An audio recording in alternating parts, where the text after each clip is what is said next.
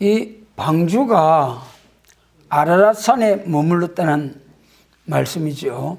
하나님께서 물러서 세상을 심판할 때 노아 방주 안에 남은 노아의 가족들을 통해서 새 땅을 개척하게 된 사실이죠. 그때 그 새 땅을 개척할 사람들이 탄 방주가 높은 산 아라랏산에 앉은 거예요. 40일 동안에 하늘에 창을 여시고 땅에 샘이 열려서 150도 물이 창이 나가지고 막 높은 산 위에서 15규빗 더 높이 물이 가득히 창일해서 모든 이제 호흡을 하는 모든 생물들이 다 죽게 되는, 동물들이 그리 다 죽게 되는 그런 심판을 이제 하신 후에 그때 이제 방주가 딱 아라랏산에 앉는, 아라랏산이 말이죠. 얼마나 높은가 하면은 아라랏산 최고 높은 봉우리가 한 5,000m. 그 다음에 이 방주가 앉은 거기에 그거까지는 한 4,000m 정도라고 해요. 4,000m. 그러니까 우리나라 백두산이 2,700m 정도거든요. 그러니까 그리 막 배 정도 높은 거기에 방주가 앉았다는 거예요. 그런데 이걸 놓고 야, 노아 홍수는 신화야 신화, 만화야 만화. 그러면서 이 하나님의 창조하신 노아 홍수 사건을 예수님도 분명히 인자 임하면 노아 때가 갔다 하심으로써 노아 홍수 사건을 확정을 하셨잖아요. 우리 예수님께서도 이제 천지가 없어져도 내 말은 없어지지 아니하고 한 획도 떨어지지 않고 다 이루려고 하셨는데, 그렇게 말씀하신 하나님의 이 노아 홍수 사건, 예수님도 이렇게 확정을 하셨는데 그것을 부정하는 거예요. 그런데 우리 그리스도인들은 다 믿잖아요. 일부 교회에서는 그걸 뭐 창조 신화니 만화 정도로 생각하고 있어요. 참으로 대지 잘못된 거죠. 그런데 이것이 과학적으로 확정할 수 있는 사건이 일어났어요. 71년도에 미국에서 아폴로 우주선, 유인 우주선을 발사해가 달 착륙했잖아요. 그때 우주인 중에 하나를 쭉 촬영했는데 마치 그 아라랏산에 그 얼음 구덩이에 뭔가 있더라는 거예요. 그래서 이제 지구로 돌아와가지고 그걸 현상을 해가지고 보니까 야, 이거 방주다. 그래요. 그 전에부터 아라산에 방주라는 말씀이 기록된 말씀대로 틀림없이 방주가 있을 것이다 하고 막 도전한 사람들이 많은데, 그렇게 발표를 하고 나니까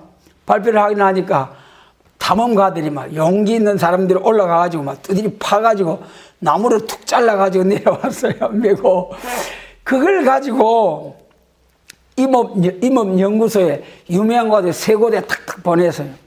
그래가지고 이게 무슨 나무고, 연대에는 측정을 해야 돼. 대충 어느 정도 얼마나 됐겠느냐고 물어보니까 똑같이 이거는 잣나무고 4,700여 년 전에 나무 같다. 그렇게 회신이 왔다라는 거예요.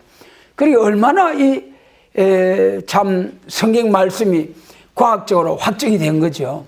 그런데 이 실상은 하나님의 창조론이나 또는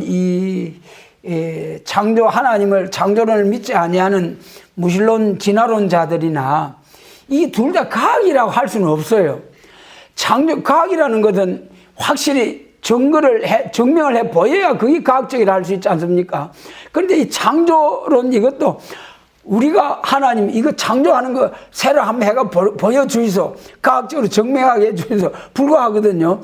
진화론도 수만 년 전에 진화가 됐다 하는 그것을 돌이켜가지고 그걸 다시 과학적으로 증명해낼 수가 없는 거예요. 그러니까 진화론도 과학적이다 하지만은 실상은 그게 아니죠. 그래서 어쨌든 참 노아 홍수 사건이 일어나가지고 후세의 증거를 보여주기 위해서 하나님이 높은 산 위에다가 딱 이렇게 방주를 앉게 하셨다. 그 다음에 이제 또 두 번째로 중요한 것은 이 땅의 악의 세력을 싹 없애버리고 인종을 새롭게 전하는 그런 시발점이 높은 산 방주에 걸린 것 같이 앞으로 예수님 재림하셔가지고 에덴 동산이 회복되고 만물을 새롭게 하고, 우리가 만물을 새롭게 하는 것이 두 번 있죠.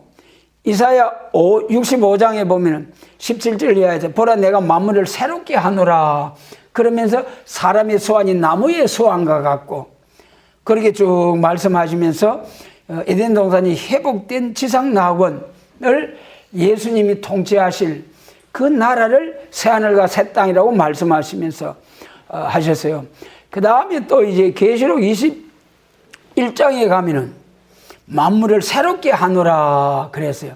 계시록 21장은 이제 천년왕국이 지난 후에 처음 하늘과 처음 땅이 싹 없어지고 그 다음에 이제 만물을 새롭게 해가지고 그때는 영체로서, 그때는 무궁 안식시대 영원한 천국이거든요. 그때는 전부가 영체로서 이제 천국에서 살게 되는 거죠.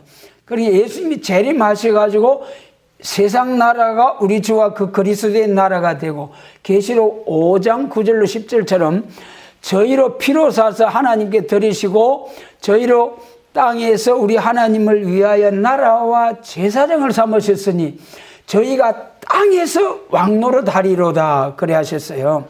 그러니까 예수님이 재림하셔가지고 1000년 동안 땅에서 예수님이 왕노릇 하시고 또 순교자와 순교자 동무들이 예수님으로 더불어 왕노릇 하다가 천년왕국이 지난 후에 처음 하늘과 처음 땅이 없어지고 그 다음에 이제 새 하늘과 새 땅, 그게 영원한 무궁 안식시대로 쫙 영원한 천국으로 가는 거죠. 그래서 이러한 새로운 시발점이 되는 역사가 과거 노아 때의 산에서부터 새로운 개척을 시작한 것처럼 기독교 종말에 예수님 재림하셔서 새로운 시대가 올 때도 높은 산에서부터 시작된다는 말씀이죠. 그러면 여기서 우리가 이사야 40장 말씀을 찾아가지고 한번 잠시 보겠습니다. 이사야 40장 말씀. 그 이사야 40장 말씀이 뭐냐 하면은, 자, 여러분, 우리가 예수님 재림하실 때에, 우리가 성경 전체 중에 예수님 모든 성경이 다 중요하지 않은 성경이 없죠. 전부 다 하나님의 말씀이죠. 그런데 그 중에도 여러분, 율법은 예수님 보내주시겠다는 약속이고, 그 다음에 은혜시대, 지금까지 2000년 동안 은혜시대, 예수님의 십자가의 법, 예수님의 십자가로 구원받는 이때는 우리가 은혜시대고 영원 구원받을 때죠. 그래서 그때는 우리가 은혜시대라고 그러고, 그 다음에는 이제 예수님 재림하실 때는 전무후무한 환난 가운데서 예수님이 재림하셔서 악의 세력을 없이 하고 세상 나라가 우리 주와 그 그리스도의 나라가 되는 예수님 나라가 이루어지는 거예요. 그러니까 예수님 재림하실 때는 분명히 심판날, 한낱날이다. 그것을 잘 구분해서 말씀하신 것이 계시록과 선지서입니다. 그 중에 40장이죠.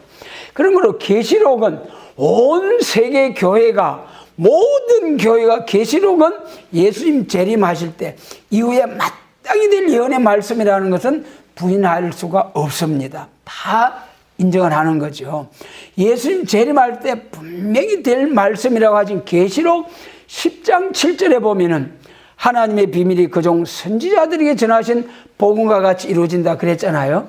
그 선지자들에게 전하신 복음, 우리 복음에는 이 마태복음 24장에서도 천국 복음이 온 세상에 전파되면은 그제야 끝날이 오리라. 그때는 선지자 다니엘의 선지서를 읽어봐라 그랬거든요. 같은 말씀이에요. 계시록 10장 7절에서도 이제 그종 선지자들에게 전하신 복음과 같이 이루어진다. 그래가지고 그 마지막 10장, 계시록 10장 11절에서는 백성과 나라와 방언과 임금에게 다시 예언하여야 하리라. 다시 예언. 그러니까 천국 복음, 예수님께 사도들에게 전한 천국 복음 있고, 그 다음에 이제 하나님께서 계시록 10장 7절에서 그종 선지자들에게 전하신 복음, 그게 이사야로부터 말라기까지 선지서죠. 선지서와 계시록 관계가 어떻게 되느냐. 그러니까 여기서 오늘날 많은 교회가 우리가 선지서에 대한 보는 관점이 엄청난 이 잘못된 부분이 많아요. 선지서는 그거는 이스라엘, 구약 이스라엘의 그 역사의 과정에 불과하다. 또 조금 보수적인 교회에서는 구약 바벨론 포로 70년 갔다가 해방받고 돌아와서 예루살렘 성전과 예루살렘이 회복되는 과정을 통해서 다 성취된 예언이다. 그 다음에 이제 지금 저희들이 보는 것처럼 선지서는 계시록하고 짝을 맞춰 가지고 앞으로 예수님 재림 시에 다시 예언할 확실한 예언의 말씀이다. 이렇게 이제 보는 관점이 차이가 있죠. 그러면 이 선지서에 대한 세 가지 요점을 잠시 말씀드릴게요. 선지서는 정말 많은 교회가, 세계 모든 대부분 교회가 선지서는 구약 시대에 다 성취된 예언이다 그렇게 말해요. 그러나 선지서는 내용이 초림과 재림 전체가 포함이 되어 있는 겁니다. 구약 이스라엘 종말의 역사를 들어서 앞으로 될 일을 쫙 예언할 때에 첫 번째로 메시아 그리스도가 와서 천국 복음을 온 세상 땅끝까지 전파될 것이 예언되었고요. 그 이사야 7장 14절이 마태복음 1장 누가복음 1장에서 처녀 몸에 나신 예수님 우리 성탄절에 보잖아요. 그러니까 초림주로 오셔가지고 천국 복음이 온 세상이 전파될 것과, 그 다음에 두 번째로는 이 메시아가 오셔 천국 복음이 전파되는데 세계적인 교회 확장이 있은 후에 교회가 부패할 때 새로운 교회가 나온다 그랬었어요. 그 다음에 세 번째는 새로운 교회가 나오는 그것이 구약시대에 바벨론 포로로 잡혀갔다가 육적 이스라엘 교회가 부패했을 때 하나님이 70년 바벨론 포로로 붙였다가 해방받고 돌아와서 새로운 교회가 스룹바벨 성전이 새롭게 이제 복구가 된 것처럼 기독교 종말에도 바벨화된 교회, 바벨화된 세상, 계시록 17장에 가면은 음녀 바벨 교회가 나오고요. 18장에 가면은 바벨 세상이 나오죠. 이런 구약시대 바빌론에 의해서 유다, 예루살렘이 완전히 이제 파괴된 것처럼 기독교 종말에 바벨 세상에 의해서, 바벨 교회에 의해서 참된 교회가 완전히 파멸을 당하게 될 이런 시기를 앞에 놓고 새로운 교회가 나와야 된다는 거예요. 근데 이제는 오늘날까지 천국 복음을 전하던 교회에서 이제는 영육 구원에 영육이 죽지 아니하는 영원한 복음을 전하는 계시록 14장 6절에서 영원한 복음이라고 그랬어요. 이사야 24장 5절에서는 영원한 언약이라고 그러고요. 그래서 영원 구원 받는 것보다도 영육 구원 받는 역사 복음을 영원한 복음. 그래서 계시록에서 예수님 재림을 영접해 가지고 예수님 나라에 천년왕국에 들어갈 이때에 전할 계시록은 하나님의 비밀이 그종 선지자들에게 전하신 복음과 같이 이룬다. 그래 계시록과 선지서를 짝을 맞춰 가지고 재림을 증거할 때가 온다. 그것이 다시 예언하라는 거예요. 그리고 초림주는 선지서에 초림주로 오셔서 될 말씀을 예언한 것을 사도들이 인용하고, 뭐 마태복음 1장도 요셉에게 나타난 말씀도 그거 아닙니까? 요셉이가 심각한 문제에 놓고 기도할 때, 요셉아, 이것은 이사야 선지자를 통해서 예언한 말씀이 너 가족을 통해 이루어지는 것이다. 그러니까 요셉이 깨닫고 근심이 확 물러가고, 아멘 할렐루야, 바로 순종해서 마리아를 데려다가 해산하기까지 동침치 아니하고 예수님을 낳게 하셨습니다. 바울 사도도 사도행전 28장에 보면 로마에 재판받으러 가가지고 식빵을 얻어가지고 거기도 선지서를 가르쳤다고 되어가 있어요. 선지서에 초림주로 오셔가지고 세계적으로 복음이 전파될 거기까지 쫙 바울 사도도 선지서를 가지고 초림주에 대한 예언된 그것을 증거한 거예요. 그래서 초림주로 오신 예수님도 선지서를 통해서 이루어진 예언된 대로 이루어진 것이고, 예수님 재림하실 때도 선지서에 기록된 말씀대로 예수님이 재림하시게 된다. 그래서 이 시간에 이제 산에서 새로운 출발을 했다. 이 말씀을 좀 더 자세히 보기 위해서 이사야 40장 한번 보겠습니다.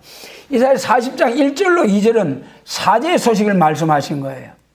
이사야 40장 전체의 제목이 우리 새일교회에서는 하나님의 시대적인 역사라고 제목이 되어 있습니다. 1절로 8절은 초림주로 오신 예수님의 역사요, 9절로부터 마지막 31절까지의 말씀은 예수님 재림하실 때에 이루어질 말씀입니다.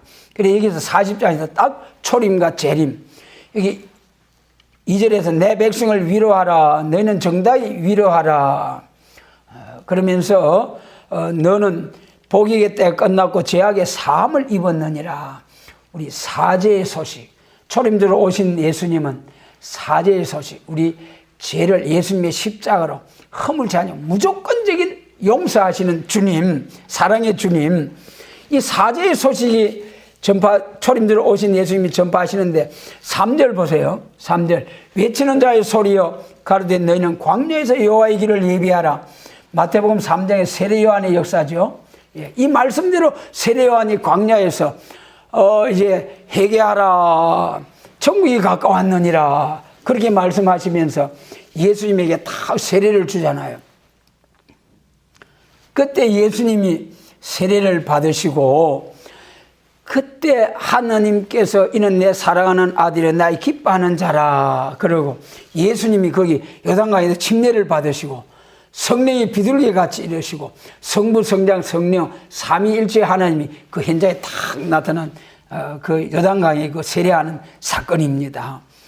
거기서 세례를 받으시고, 그 다음 마태복음 4장에서 이제 갈릴리로 가셔가지고 갈릴리에서 예수님이 또 다시 때가 찼고 하나님 나라가 가까워서니 회개하고 복음을 믿으라, 이렇게 선포를 하시는 거예요. 그 사건 때문에 예수님이 미움을 받으시고, 아이고 나사렛 동네에서 무슨 선한 것이 나겠느냐, 그 요한복음 1장에서 말씀하셨죠. 와보라, 그리 전도한 빌립에 전도할 때 나다나엘이 아이고 그 갈릴리에서 나사렛 동네에서 무슨 선한 것이 나오냐, 유대 땅 베들레헴에서 왕이 난다고 하셨는데, 그런데 실상은 말씀이 말이죠, 미가서 5장 2절에서는 베들레헴이 난다 하셨고, 이사야 9장에서는 이방 갈릴리가 빛을 보도다, 하나님의 영광이 나타나도다, 그래가지고 베들레헴에 나셔가지고 예수님이 말씀을 선포할 것은 갈릴리에서부터 선포할 것이 딱 예언된 말씀이에요. 그래 그 말씀대로 이제 요단강에 침례를 받으시고 다시 갈릴리로 가셔가지고 회당에 앉으시니까 이제 성경을 딱 펴주시는데 이사야 61장 1절로 2절까지 쭉 말씀을 펴주시는 거예요. 그런데 그 예수님이 딱 읽어 나가다가 2절 상반절에서 은혜의 해와 신은의 날을 전파하려 함이라, 그리 되가 있는데 은혜의 해를 전파하려 함이라 하고 신은의 그는 딱 멈추고 딱 책을 덮으셨어요. 예수님도 자기 사명의 한계를 분명히 하시고 넘어가지 않으셨습니다.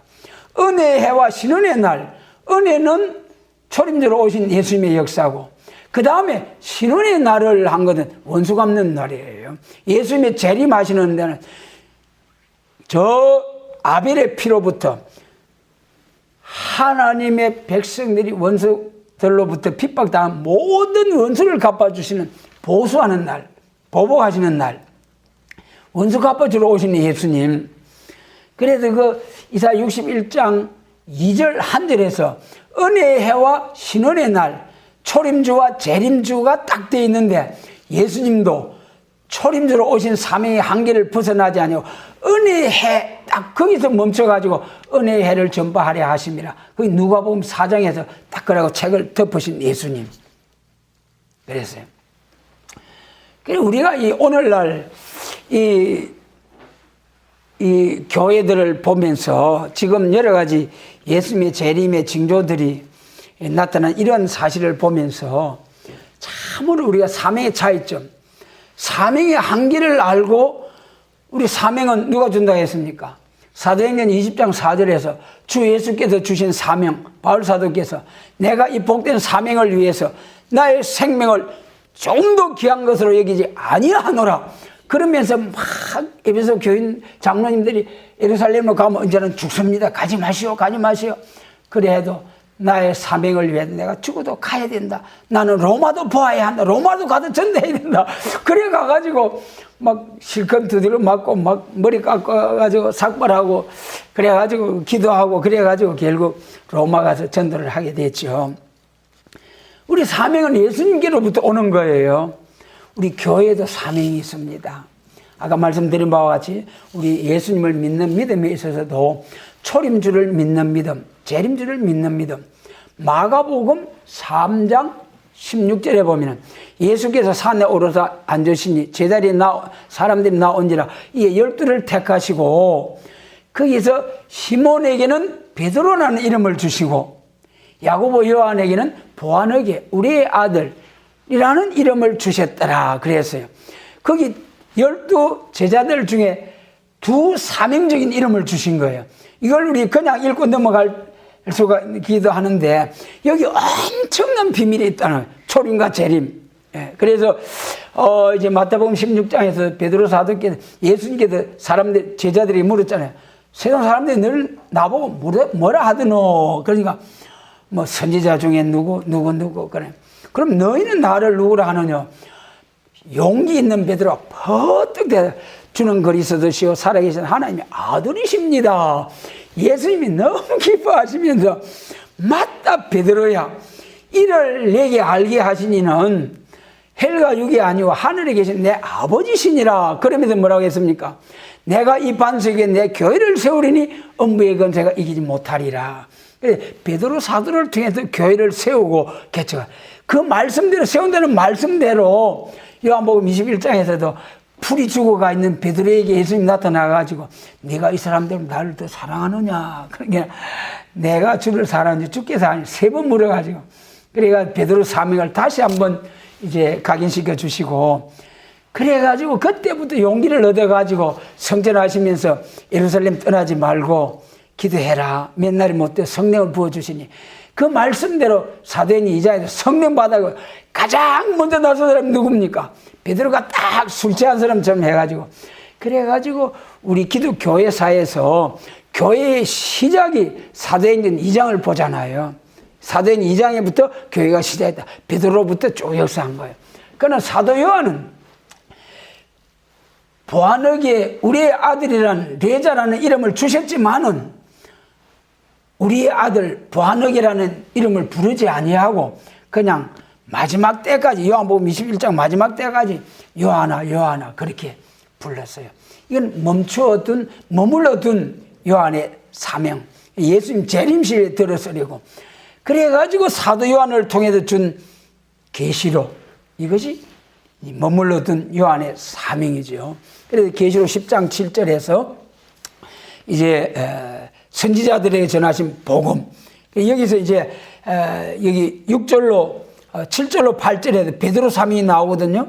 6절은 풀리오 그 아름다움은 들의 꽃과 같으니 푸른 마르고 꽃은 시듬은 여호와의 기운이 그 위에 불미라. 이 백성은 실로 풀이로다. 그게 7절로 8절 이사야 4장 7절로 8절. 그 다음에 이제 아름다운 소식 이것이 이제 저녁에 말씀드리고자 하는 거죠. 산에서 아름다운 소식을 예루살렘에 전하는 자는 너는 힘쓴 소리를 높이라. 아름다운 소식을 어디에 전하라는 겁니까? 예루살렘에 전하라. 예루살렘은 믿는 교회, 믿는 자들입니다. 초림주로 오신 예수님은 이 42장이나 쭉 보면은 이방의 빛이 되는 역사잖아요. 안 믿는 자들에게, 그러니까 율법 시대는 민족 종교로서 육적 이스라엘에 국한된 종교였는데 메시아 그리스도 오시고부터는 세계적인 종교, 이방의 빛이 되어서 세계적인 구원을 이루기 위해서 세계적인 종교로 출발하신 거예요. 그러니까 이방인들에게 가서 예수님께서 하나님의 아들 되신 것, 그를 믿음으로 구원을 얻게 하는 이 복음을 전해주신 거죠. 그런데 여기는 보면은 예루살렘에 전하는 자여 아름다운 소식은 믿는 사람이 더 잘 믿어가지고 영혼 구원 받은 사람이 영육 구원 받는 복음을 받아가지고 죽지 않고 살아서 예수님 영접하여서 에덴 동산이 회복된 이제 천년 왕국 지상 낙원. 정말 여러분, 예수님 재림하시면은 아까도 말씀드린 바와 같이 악인들은 싹 멸망으로 소재하듯이 심판해버리죠. 사람을 악하게 하는 마귀 잡아 천년 동안 가두어버리죠.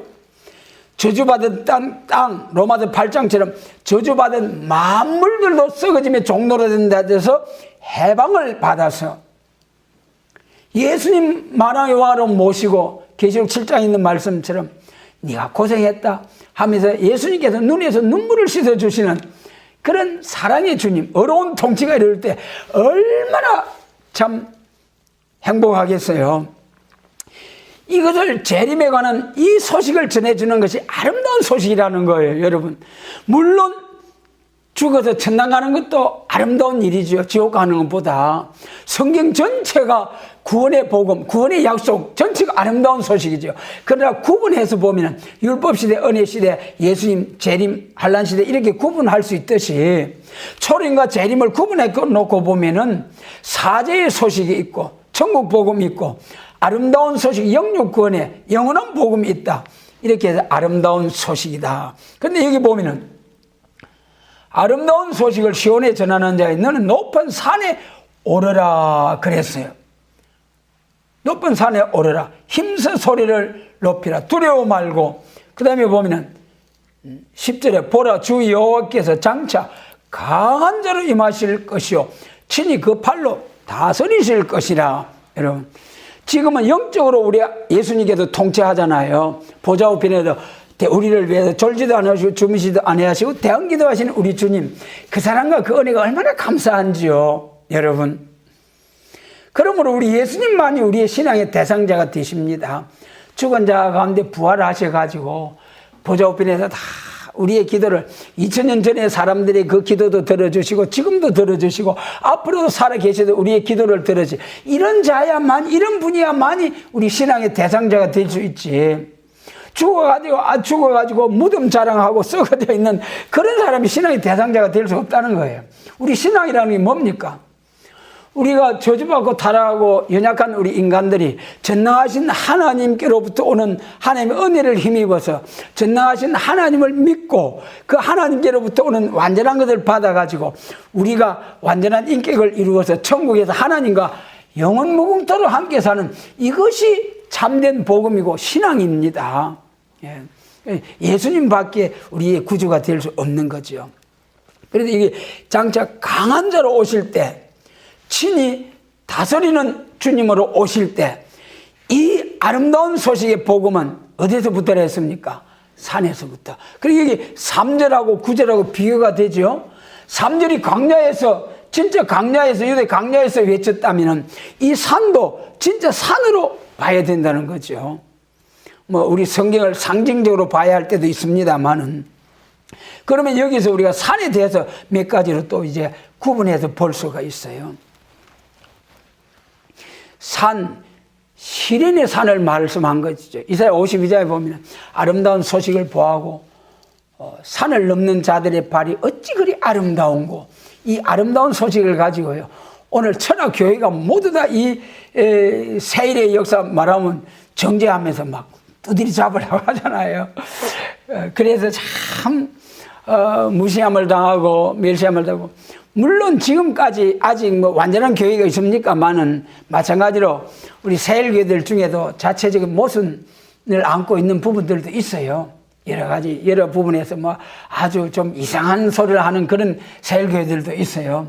참으로 그런 교회들 때문에 세일교회 전체가 덤터기를 쓰고 또 이제 그런 부분도 있긴 합니다만은, 그러나 조금 자세히 귀 기울이고 성경을 통해서 우리가 들어보고 알아보고자 하면은 정말 세일이라는 것은 여러분, 세일이 뭡니까? 우리도 지하교회에 있다가 이리 이사 왔습니다만은, 저도 지하에 있다가 그 바람도 잘 안 통하고 습하고 이런 데 있다가 이 올라와니까 창문 열어놓고 바람이 싹 불고 햇빛이 쫙 들어. 와, 처음에 오니까 막 얼마나, 그렇더라고요. 그것도 세일이죠. 그렇잖아요. 새집, 세일, 새해. 그리고 또 우리 모두 교회에서 부흥회하고 할 때 보라, 내가 세일을 구하노라, 세일을 행하리니. 좀 더 새로워지는 걸 세일이라고 해요. 그러나 성경은 완전히 달라요. 완전히 달라요. 새로워진다는 같죠. 그러나 6,000년 창세기 3장에서 사람이 범죄함으로 만물도 땅도 저주받았던 이것을 완전히 예수님 재림하시로 회복해 놓는 것이 세일입니다. 이것이 세일이에요. 이것이 아름다운 소식이고요. 그래서 아름다운 소식을 보하고 산을 넘는 자의 발이 어찌 그리 아름다워. 이건 시련의 산이에요. 그래도 여러분, 정죄받고 뭐라 사도 덤태기를 쓰고 마치 초림주로 오신 예수님께서 모두 사도들이 또 모두 이제 정죄함을 당하고 배척을 당한 것처럼, 그래도 우리는 이것이 진리이기 때문에 가야 됩니다. 그래서 지고 아름다운 소식을 가지고 굽이굽이 산을 넘는 자들의 발이 하나님이 보실 때 어찌 그리 아름다운 거 하셨어요. 이사야 52장. 참으로 하나님, 우리가 끝까지 여러분 이 복음과 함께 남은 자 좁은 길 가게 하시길 바랍니다.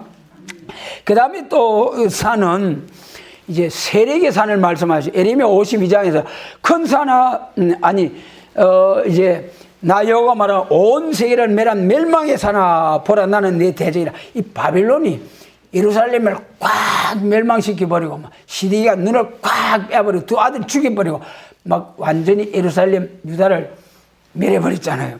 그 바빌론이 망할 때에 하나님이 바빌론을 향해서 멸망의 산아 나는 네 대적이라. 그래, 그 산은 큰 세력을 말하는 거죠. 이사야 41장에서도 지렁이 같은 야곱이 새 힘을 받아 일어나가지고 날쌘 타작기가 돼가지고 한 장 넘기면 있어요. 41장 한번 볼까요? 지렁이 같은 야곱아, 14절. 너희 이스라엘 사람들아 두려워 말라. 나 여호와가 말하노라. 내가 너를 도울 것이라. 내 구속자는 이스라엘의 거룩한 자니라. 15절을 같이 읽습니다. 보라, 내가 너로 이가 날카로운 새 타작기를 삼으리니 내가 산들을 쳐서 부스러기를 만들 것이며 작은 산들로 겨같게 할 것이라. 네가 그들을 까부른즉 바람이 그것을 날리겠고 해리바람이 그것을 흩어버릴 것이로되 너는 여호와로 인하여 즐거워하겠고 그랬습니다. 자랑하리라. 지렁이 같은 야곱이 말이죠, 순식간에 타작기 중에도 새 타작기 돼가지고 큰 산 작은 산 개와같이 날려버린다는 거예요. 할렐루야. 이 지렁이 세지요. 여러분, 우리가 지렁이가 되어야 타작기가 됩니다. 지렁이가는 뭔 뜻이겠습니까? 콱 밟아 뭉개도 깨물 줄로 압니까? 그냥 맞아 밟혀서 죽는 것밖에 없어요. 우리도 그렇잖아요. 너희가 그리스도와 함께 죽었고, 로마서 6장에서 너희가 그리스도와 함께 죽었고 그랬기 때문에 이제 죽은 자는 말이 없잖아요. 누가 뭐라 하더라도 복음적으로 대적하는 아니면은 뭐 예수님도 그랬잖아요.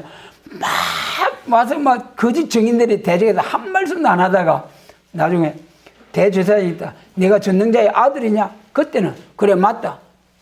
네가 말했다. 내가 이제 성전에서 보좌 우편에 있다가 구름 타고 올 것을 볼 자들도 있느니라. 그러니까 대제사장이 옷을 팍 찌고 더 무슨 증인이 필요하노? 사핵 그래가지고 빌라도에 보내가지고 십자가를 지게 하셨죠.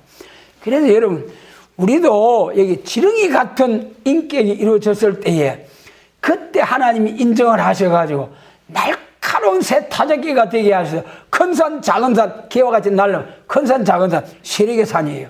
교권의 산, 교권의 울타리로 쳐가지고 참된 복음 들어보지도 못하도록 딱 교권으로 정죄하고 울타리를 쳐놓고, 또 정치인과 저 북방 짐승의 공산 정권, 정권 아래서 얼마나 핍박을 당하고 신앙의 자유도 없이 참으로 그런 세계적인 공산 정권, 또 자본주의 경제권을 가지고 막 세계를 좌우하는 이런 강대국들, 큰 산 작은 산 개와같이 확 날려버리고 서룻바벨 앞에서 평지가 되리라.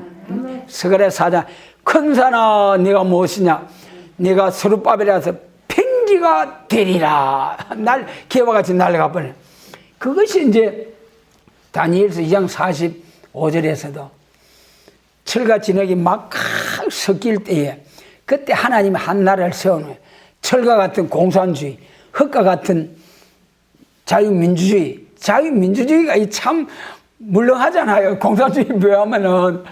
그래도 이 다니엘서 2장 그 신상 마지막 철과 진흙이 막 섞여서 합하고자 합하지 아니할 때에 하나님이 한 나라를 세우시는데 국권이 다른 이에게로 가지 아니하고 이제 영원히 굳게 선다. 그런데 그 나라가 세워지는 것은 하늘에서 뜬 돌이 나타나서 신상에 발을 치니까 우상이 전부 다 개와 같이 싹 날아가 버리고 우상을 친 돌은 태산을 이루어 온 세상에 가득하였더라. 할렐루야. 예수님 재림하셔서 모든 악의 죄를 쳐버리고 모든 우상과 같은 강대국들도 다 쳐서 개와 같이 날려버리고 세상 나라가 우리 주와 그 그리스도의 나라가 되는 새하늘 같은 땅 새 시대가 올 것을 다니엘서 2장에서 느부갓네살에게 보여준 꿈이죠. 여러분 그 말씀대로 이제는 이루어질 때가 왔어요. 그래 지렁이 같은 야곱을 들어서 큰 산과 같은 세력의 산도 있다. 그 다음에 이제 아주 중요한 것이 이사야 13장 2절 바벨론이 빡 망할 때에 이제 메드파사 고리오스와 다리오 왕이 일어나가지고 하룻밤에 다니엘서 5장과 같이 벨사살 왕 바벨론 왕을 꽉 없애버릴 때에 그때 바벨론이 멸망할 때에 바벨론 멸망시킬 군대를 모집하는 게 이사야 13장 바벨론 멸망이에요. 거기 보면은 자산 위에 승리의 기호를 세운다 그랬어요. 자산. 이 자산이 뭐냐면 붉은 자자, 붉은 산, 사상적으로 붉은 산 위에 승리의 십자가 기호를 세우라. 이사야 십자가나 선지서에 십자가 기호가 많이 있어요. 우리 십자가 기호도 우리 기호가 좀 다르잖아요. 붉은색 십자가, 초림대로 오신 예수님 십자가 보혈로 구원받는 그 십자가, 붉은 십자가. 이 은빛 십자가는 푸른색은 살려주는 색깔이요. 은빛은 성결을 상징하는 나름대로의 색깔입니다. 성결이 뭐냐 하면 우리 신앙의 최고의 단계가 우리 세일교 조직신학에 보면 최초가 중생 그러잖아요. 중생이 천국 백성으로 거듭나는 거예요. 그 다음에 9가지 은사들을 통해서 쭉 신앙이 자라나게 되는 거예요. 최고의 장성 단계가 성결, 중생, 장성, 성결. 성결 단계가 오면은 그 다음에 하나님의 신의 역사가 이사야 59장 20절 21절에 잿가를 떠난 자에게 구속주가 임하며 신과 말씀이 임해서 60장과 같이 일어나라 빛을 발하라 할 때 열방과 열족이 참 말씀의 빛을 따라 나오게 될 것을 예언하신 거예요. 그래서 이 승리의 기호, 십자가의 기호를 들어야 된다. 자산이라는 게 붉은 산이에요. 사상적으로. 지금 우리나라 보세요. 전부 배급제 비슷하게 나가잖아요. 이 경제가 회복이 되려고 하면은, 중소기업이 살아나고, 기업이 살아나서 일자리가 창출되어 가지고, 그래가지고 백성들이 잘 살게 돼야 됩니다. 모두 세금 뜯어가지고, 배급 주듯이 이렇게 주는 거예요. 이거는 북한이나 중공이나 공산주의 사회에서 하는 일들이지. 오늘날 여러분, 코로나 이걸 통해서 얼마나 통제사회, 북한이 5 담당 되려는 거 있어요. 5가정씩 묶어가지고 서로 고발하고 감시하는데, 우리나라에서도 부모들이 하면, 우리 교회나 어디에 5인 이상 모이면은, 신고하면은 포상금 준다고 했잖아요. 이렇게 모두 통제사회로 가는 코로나를 통해서 통제사회로 가고 우리나라가 뭐 토지 제도니 뭐 이런 모든 것이 중국을 본받아 가지고 하려는 이런 모습, 오늘 우리나라가 사상적으로 사회주의, 공산주의를 향해서 쭉 가고 있는 모습이 훤히 보이지 않습니까? 경제는 중국이고 안보는 미국이고 이 양다리 걸치는 게 될 수 있습니까? 어느 한쪽에 서야지. 에? 양쪽에 다 걸치가 있다. 양쪽에 다 미움을 받고 버림을 당할 수 있는 것이 오늘날 우리나라 이 정치 모습을, 외교 정치 모습을 보면서 참으로 안타깝기도 하고요. 이런 것들이 이사야 13장에 자산 위에 기호를 세우고 바벨론을 멸망시킬 군대를 검열해서 모아라. 그것이 이사야 13장 1절로 4절까지. 바벨론, 기독교 종말에 계시록 17장과 18장과 같은 바벨론이 나올 때 이걸 때려 부숴버릴 수 있는 기독교 2차 백마 군대를 모집하는 검열할 때에 이 십자가의 승리의 기호, 그래서 이거는 기독교가 최고 장성한 단계에 이르렀을 때에 뭐라고 했습니까? 성결. 그런데 이 은빛 십자가, 이거는 승리의 기호, 세계 통일의 기호. 성경적으로 우리가 그렇게 이제 보고 있습니다. 하나님께 나타내 주신 이 기호 아래서 앞으로 승리하게 된다. 자산 위에 기호를 세워라. 오늘날 우리나라의 사상적인 모습, 정치적인 모습, 이런 난제들을 보면서 참으로 이제는 예수님 재림과 심판과 새 시대를 위한 선지의 국가를 이루어야 할 때가 왔다. 선지 국가가 구약 시대에 이스라엘의 그 예언적인 선지자 나단 선지가 다윗 왕이 당신이 그 사람이야. 그런 게 아니라 아이고 하나님 잘못했습니다. 얘기한 것처럼 선지자가 다 하나님의 계시 영감을 받아가지고 말씀하면 왕이 아멘 할렐루야. 앞으로 그런 시대가 와가지고 우리나라가 참으로 계시록 7장 2절에서도 해듣는 곳에서 하나님 인치는 역사가 나타난다. 이것이 이사야 선지서에 오면 동방 땅끝에서부터 하나님의 역사가 나타난다. 그 말씀대로 예수님의 재림에 관한 진리가 여기 산에서부터, 동방 땅끝 산에서부터 시작될 것을 말씀하셨어요. 그 다음에 이제 사상의 산을 말로, 이제 마지막 산, 계시록 이제 17장에서 성령의 인도로 광야로 가서 뭘 봤습니까? 17장 3절에 보면 음녀를 봤어요. 음녀가 뭐냐 하면은 붉은빛 짐승을 타고 손에 금잔을 들고 자줏빛과 붉은빛 옷을 입었더라. 그게 뭐냐 하면 붉은빛 짐승이 계시록 6장에서 공산당이거든요. 공산당 교회가, 여자는 교회인데 업혀가지고 손에 금잔을 들었다. 경제권을 쥐고 나온다는 거죠. 자줏빛과 붉은빛. 예, 그래서 붉은 사상을 걸치고 난 공산당이 이용당하는 교회. 그런데 이마에 이름이 있는데 뭐라고 했습니까? 비밀이라, 큰 바벨론이라. 비밀, 큰 바벨론. 그래서 광야로 가서 음녀를 봤는데 21장 10절에서는 내가 또 성령에 이끌려 산으로 가서 예루살렘을 봤다는 거예요. 여러분, 우리는 광야를 떠나서, 우리의 믿음이 광야를 떠나서 높은 산과 같은 경지에 이를 수 있기를 바랍니다. 마치 방주가 높은 백두산 꼭대기 같은 그런 높은 산에 앉아서 새로운 시대를 개척한 것처럼 예수님 재림하실 때의 교회는, 성도의 믿음은 거룩한 높은 산과 같이 최고의 경지에 이르러야 됩니다. 그래서 이런 사명자의 모습을 계시록 10장에서는 다른 천사의 모습으로 보여주면서 얼굴이 해와 같이 빛난다 그랬어요. 얼굴이 해와 같이 빛난다. 예수님 재림하실 때는 계시록 22장 18절 19절에 가감하면은 재앙이 저주받는다고 했어요. 여러분, 지금 온 세계 교회 중에 성경 창세기부터 계시록까지 가감하시는 분이 있겠습니까? 없겠습니까? 있겠어요? 없겠어요? 없어요. 아무도 없습니다. 한 사람도 없습니다. 물론 우리가 그렇다고 가감해도 된다는 건 절대로 아닙니다. 가감하지 않으려고 애를 쓰는 것이 목회자분들이죠. 그럼에도 불구하고 가감되지 아니할 수가 없다는 거예요.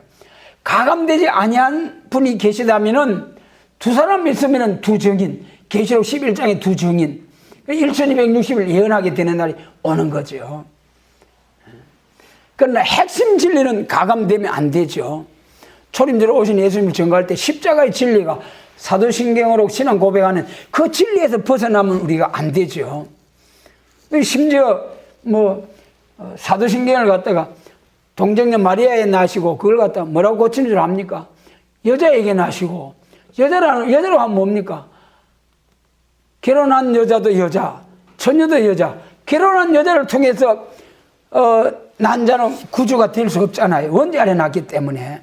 원죄와 자범죄와 상관없어야 다른 사람의 죄를 용서해 줄 수 있는 구주가 되는 거예요. 그리고 이렇게 말씀을 변질시키는 그런 오늘의 이제 모습이죠. 그래서 핵심 진리는 변할 수 없고 그랬는데, 그런데 예수님 재림하실 때는 절대로 가감돼서는 안 된다는 것이 계시록 22장 18절 19절. 그런 날이 아직 오지 않았어요. 그런 날이 언제 오느냐? 계시록 11장에 두 증인이 나와서 1260일 하루도 더하지도 않고 덜하지도 않고 두 증인이 나오면은 딱 1260일을 예언한데, 그때는 언제 어디서 누가 무슨 말씀을 증거하더라도 하나님께서 대언의 영으로 신이 임하고 말씀이 임하는 그런 하나님의 역사로 말씀을 증거하게 하시기 때문에 가감없이 예언의 말씀을 다시 예언할 수 있는 그러한 하나님의 신의 역사가 온다는 거죠. 그래서 산에 대해서 몇 가지로 살펴봤습니다. 우리는 계시록 20장, 21장 높은 산에 올라가서 탁 세계 교회를 안고 품고 우리가 이제 기도하는 그런 교회, 성도, 또 이 아름다운 소식을 지고 또 이제 산을 넘는 시련의 고개를 굽이굽이 넘어가는 이러한 우리 참 산, 그런 이제 우리 산이 되게 하시고, 이제 미가서 4장 1절에는 여호와의 전이 산이 산들 위에 굳게 섰다. 우리 교회를 또 산이라고 하는 데도 있어요. 그래 이렇게 복잡합니다만은 어쨌든 여기에서 40장 9절에서 아름다운 소식을 전하는 자는 높은 산에 오르라 한 것처럼 예수님 재림하셔서 노아 때 그처럼 새로운 시대를 개척하게 될 때에 예수님이 재림하셔서 에덴 동산은 회복되고 새하늘과 새 땅, 예수님 나라가 새롭게 시작될 때, 천년왕국이 새롭게 시작될 때에 그때 영육 구원과 예수님의 재림과 심판과 새 시대를 위한 아름다운 소식도 산에서부터 시작된다는 말씀인 거죠. 예언입니다. 그래서 우리는 그 말씀대로 꼭 믿고 나가야 됩니다. 그 다음에 이제 마지막으로 방주가 높은 곳에 앉게 되니까 성별된, 구별된, 율법에도 먹을 수 있는 동물은 굽이 갈라졌다 했지 않습니까? 굽이 갈라져. 말은 발굽이 둥그랗게 되고 안 갈라져. 소는 갈라지고 그랬죠. 갈라졌다는 건 구별돼야 된다. 구별돼야 된다. 여러분, 세상과 우리는 구별돼야 됩니다. 그래서 거룩한 교회, 우리가 참으로 속된 것과 거룩한 오늘날 교회가 속화되고 또 게을자들에 의해서 미혹을 받아가지고 또 이 참 음녀 바벨 교회가 되어가기도 합니다만은 어쨌든 우리 예수님의 재림을 영접할 교회는 마태복음 25장에서 뭐라고 했습니까? 신랑주로 오는 예수님을 신부 자격으로 영접하는 것 아닙니까? 그 신부 단장을 하는 것이 계시록 19장 8절에 빛나고 깨끗한 세마포로 단장하라고 했어요. 흠 같은 티가 없어야 됩니다. 초림대로 오신 예수님은 죄인을 불러 용사로 오시기 때문에 막 우리 죄인된 모습 그대로 예수님 앞에 나가서 용서받았어요. 그런데 예수님 재림하실 때는 죄를 심판하러 오시잖아요. 그렇기 때문에 우리 마음에 조그마한 하나님 앞에서는 크고 작은 죄가 문제가 아니에요. 죄가 있느냐 없느냐, 죄 문제가 해결되었느냐, 그게 문제인 거예요. 그렇기 때문에 예수님 재림하실 때 조금이라도 죄가 있다면 이거는 그 죄 때문에 심판받아 육체가 죽어야 되는 거예요. 육체가 죽임을 당하는 거예요. 그렇기 때문에 예수님 재림할 때는 완전 성결, 완전히 죄와 상관없는, 영적으로 육적으로 완전히 죄와 상관없는. 그래 이사야 4장 4절에서는 예루살렘 딸들에게 심판의 영과 소멸의 영으로 피까지 정결케 한다는 거예요. 그 피까지 정결케 한다는 거는 창세기 3장에서 선악과 먹은 그 아담과 하와의 원죄, 죽음의 질이 원죄 아래에서 전부 다 죽음의 질을 받고 태어나잖아요. 전부 다 죽잖아요. 아담과 하와 우선. 우리 피 속에 죽음의 질이 있기 때문에 다 죽는 거예요. 그런데 예수님 재림하실 때 피까지 정결케, 그 선악과 죽음의 질을 싹 지해 주심으로 몸의 죄가 사해지고, 거기다가 신과 말씀이 임해가지고 완전 성결의 역사를 받아가지고 말세의 사명자로서 기독교 2차 백마 군대로서 빛나게 하나님께 영광을 돌리고 사명을 감당하다가 1260일 다 예언 마치고 이제는 예수님 영접해서 새 시대에 들어가서 새로운 시대를 노아 방주에 나와서 새 아들들로 말미암아 새롭게 인종이 번성된 것처럼 이제 새롭게 산에서부터 나타난 말씀을 통해서 새 시대가 개척되고 새롭게 시작하는 역사가 있다는 것을 우리 예수님께서도 인자의 임함은 노아 때와 같다라는 말씀으로 하신 것이죠. 그래서 우리도 이 말씀대로 노아 사건을 자세히 우리가 한번 돌아보면서 예수님의 재림하실 때 꼭 노아 가정보다 나은 우리 가정들을 이루어서 노아 가정보다 나은 복을 받을 수 있게 되시기를 주님의 이름으로 축복합니다.